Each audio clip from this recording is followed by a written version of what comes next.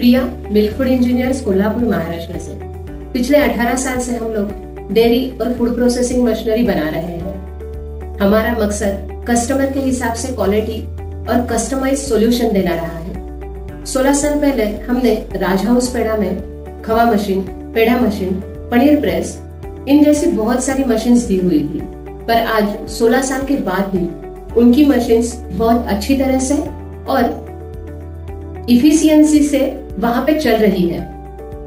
आइए आज इसे करीब से एक्सपीरियंस करते हैं। आज आपण आलो आहोत संगमनेर दूध संघामध्ये। इथे गेली 15 ते 16 वर्ष आपले मशीन कार्यरत आहेत। आपले 6 ते 7 मशीन्स आहेत ते अशा प्रकारे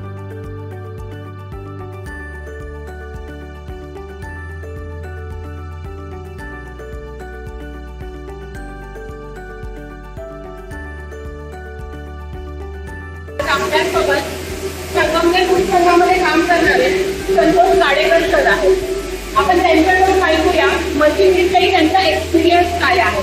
संतोष सर, आज किती वर्ष झाली तुम्ही मशीन वापरता? 10 वर्ष झाली। किती वर्ष? 10 वर्ष। 10 वर्ष झाली।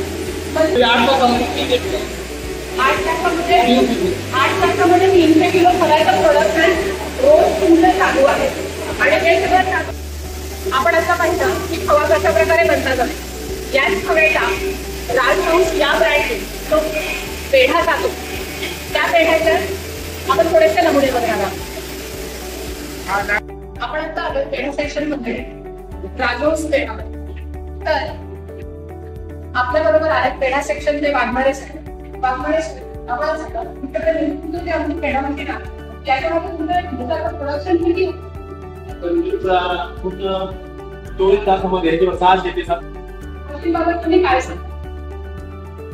या मशीनने जवळजवळ 70% लोड कव्हर केलेला आहे मागच्या महिन्यात। जास्तीत जास्त आपण या मशीनवर पेढा काढला मागच्या महिन्यात आणि पेढा वगैरे व्यवस्थित येतो एकदम। त्याच्यामुळं पेढा भरायला तर सोपं आहे, गोल वगैरे व्यवस्थित बनतोय।